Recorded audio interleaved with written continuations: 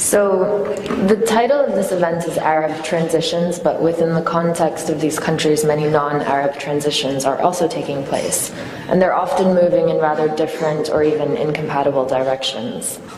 So I'm going to start with a brief overview of Kurdish transitions in the Arab world, namely in Syria and Iraq, and the evolving models of autonomy and decentralization that are taking place there. And I'll end with a few comments on the ongoing peace process between Turkey and the Kurdistan Workers' Party, the PKK, which is directly linked in many ways to these other two Kurdish transitions that are taking place in Arab states. So Kurdish transitions in the Arab world are taking place in the region's toughest spots. Syria and Iraq are the countries that defy transition and conflict resolution experts. They are the countries where even the most respected international research institutions' recommendations about inclusiveness and pluralism and good governance appear to be divorced from reality. They're translating. Okay. These are not the Tunisias. These are the countries where starting conditions are as bad as they can be, and the national will for an inclusive transition is virtually non-existent. These are the contexts where monsters like the Islamic State, the Syrian regime, and other absolute rejectionists thrive, while more moderate-minded leaders with ideals of creating an inclusive national identity cannot, by the rules of the game, succeed. And most significantly for the Kurds, these are also countries where the central state has lost control over much of the country, and new forms of autonomy are taking shape in ad hoc ways. So after the fall of Saddam Hussein, a federal Iraq was constitutionally inscribed, allowing for the emergence of an empowered Kurdistan regional government, the KRG, in the north. And today, the limits of the asymmetric federalism that has emerged in Iraq that has mostly favored Iraqi Kurdistan are still being debated, especially with respect to the highly controversial matter of oil revenue sharing. In Syria, Kurds are operating in the context of a partial transition in Kurdish majority areas where the regime has largely lost control in those areas, with the notable exception of Qamishli, and one group, in this case the PYD and the YPG, has consolidated a degree of independent governance and security control. So I'll start with Iraq. Since all the panels have touched so heavily on inclusiveness and plurality, I think it is relevant to raise that the ongoing tension over Iraqi Kurdistan's exercises of autonomy is at least partly a function of the exceptionally exclusionary constitutional drafting process that the US-led Coalition Provisional Authority, the CPA, had overseen after 2003. As one scholar put it, the constitution was basically negotiated by Shia Islamists and Kurdish ethno-nationalists with nominal Sunni participation. The CPA negotiated the issue of federalism directly with Kurdish parties in secret, and in 2005 a constitutional committee was appointed and was given 3 months to draft the permanent constitution. So for the sake of comparison, in South Africa it took 7 years to draft the 1997 constitution. The Kurds in Iraq have their own autonomous parliament, military, social system, and as of recently, their own pipeline that transports oil to Turkey from fields that are managed by companies that sign contracts unilaterally with the KRG. And these are contracts that Baghdad considers to be illegal. Another constitutional sticking point has long been Article 140 of the Constitution, which stipulated that a referendum should take place in the ethnically mixed and oil-rich province of Kirkuk to determine its governance status. The KRG has long bemoaned the fact that Article 140 was never implemented, and Kirkuk remained under the central government's authority. This was true until this past summer, when the Islamic State's takeover of Mosul prompted the Iraqi army to withdraw from many of its positions north of Baghdad. Upon the army's withdrawal, Kurdish Peshmerga forces swiftly seized Kirkuk and now de facto control much of the hotly contested province. The Kurds' takeover of Kirkuk and push for greater autonomy are part of a classic and time-tested strategy of simply creating facts on the ground and letting everyone else deal with it. The Syrian Kurdish experiment with autonomy is being conducted under the model of Kurdish nationalism that was pioneered by PKK leader Abdullah, , who is also KRG leader Barzani's arch-rival. So Barzani and Öcalan espouse competing models of Kurdish nationalism, whereas Barzani's model is more capitalist-minded, built around economic integration with powerful neighbors such as Turkey. Öcalan's is rooted in a leftist political ideology and maintains a focus on the struggle for Kurdish civil rights.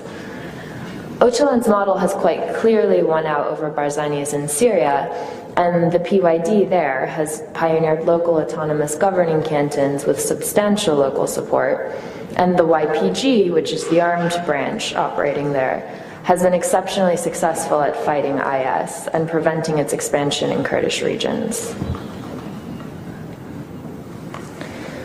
These two Kurdish transitional experiments with autonomy also raise the question of identity and how identity changes in reaction to power balances and where it ends and where it starts.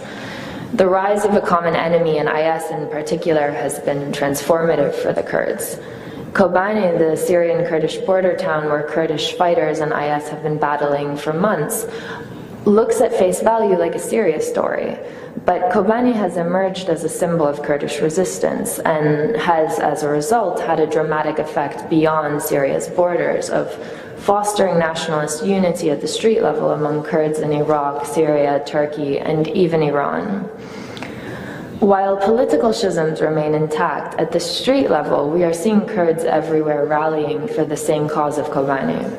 And the public pressure to put on a united Kurdish front has been so immense that it's actually starting to play into the politics. And in an unprecedented move, Barzani sent Iraqi Kurdish fighters to help the YPG in Syria. And this is the first time that you have Öcalan and Barzani-backed fighters fighting alongside each other in Syria. So I want to move on a bit to touch on the Turkish Kurds, since this topic relates more directly to the title of this panel. In Turkey, the PKK peace process has been widely hailed as the best opportunity to reach a compromise agreement between the two sides.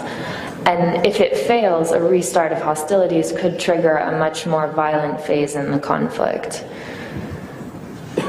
Until recently, the ceasefire and peace process appeared to be somewhat firmly in place, despite slow movement on the Turkish side regarding political and civil rights reforms, and on the PKK side regarding the withdrawal of combatants. But the rise of IS, and in particular events in Kobani over the past few months, have thrown the peace process into flux.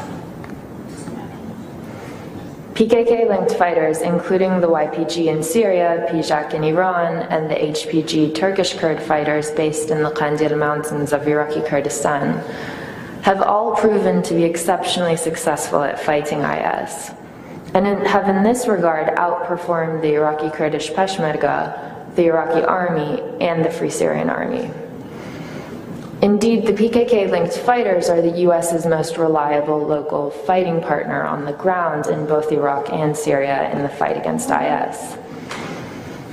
After long being hesitant to develop a strong relationship with these forces due to their links with the PKK, which the US designates as a terrorist group, the Pentagon has said that there is a secret news system in which Syrian Kurdish fighters feed target information to allied war planners.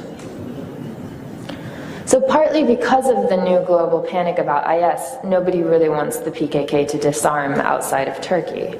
And the group is currently in a position of strength, with unprecedented international support for its linked armed groups. The only realistic prospect for disarmament of the PKK, then, is within Turkey. The PKK's operational bases in Iraq and its sister armed parties in Syria and Iran will have to be maintained. So one would think that Turkey would be feeling the heat to come up with a conditional amnesty that allows for successful demobilization and other ways to meet the PKK's more reasonable demands, which include decentralization, full mother language education, lowering the election threshold, and better prison terms for Öcalan, to ensure that the peace process is preserved despite these new challenges. Instead, President Erdogan has inflamed the situation more by making statements that liken the PKK to IS, and the Turkish military has made efforts to block Kurdish fighters and supplies from crossing the border into Kobani to support the YPG, which is, again, the Syrian Kurdish force that's fighting in Syria. Many complain that Turkey for years allowed a jihadi highway to develop on its border, but now hypocritically blocks Kurdish fighters from going in to fight those jihadis. This has given rise to a widespread impression that Turkey wants to see Kobane fall if that would bring the YPG to its knees. And the more conspiratorial version of this, which is increasingly espoused by Kurds across the region, is that Turkey is actively backing IS against the Kurds. So as a result of these frustrations, PKK leaders have threatened to end the PKK-Turkey peace process if Kobane falls. And now Turkey faces the rather daunting task of coming up with a transitional justice program that would encourage the PKK to disarm within Turkey at its moment of strength. And Öcalan is still giving the right signals, so with a conditional amnesty, and perhaps it's been suggested the creation of a truth commission, which is something that Öcalan has called for, there may be hope yet for the peace process.